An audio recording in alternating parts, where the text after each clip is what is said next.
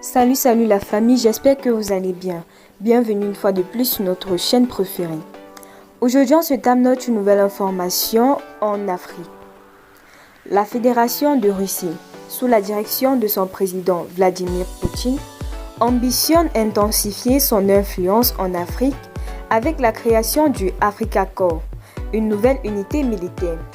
Une action qui s'inscrit indubitablement dans la volonté du Kremlin de consolider sa présence sur le continent africain.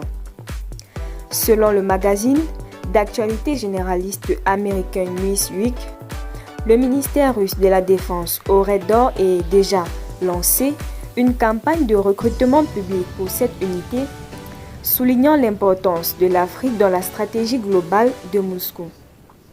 À cet effet, une délégation conduite par le colonel général Lonusbek Batman-Guiriev-Vich Evkonov a été reçue par le chef du régime militaire nigérien, le général Abdourahmane Tiani.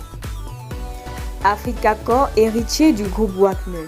S'il s'agissait de procéder à la signature d'un accord de défense, la question de mise en place de Africa Corps a été largement évoquée. Il faut souligner que la mise en place de cette unité aurait pour mission de prendre la relève d'entreprises paramilitaires Wagner.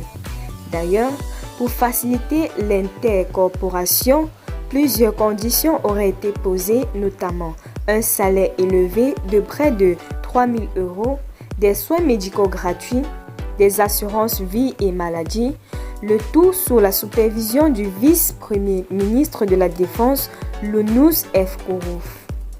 Moscou continue en tout cas de pousser son avantage sur le continent.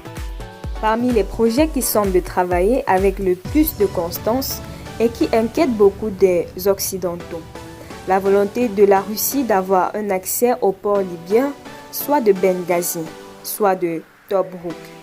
Fin août, le vice-ministre russe de la Défense conduisait la délégation qui s'est rendue en Libye à l'invitation du général Haftar. Restez toujours courtois en commentaire et respectez les règles de communauté. N'hésitez pas de liker la vidéo, de la partager et surtout de vous abonner.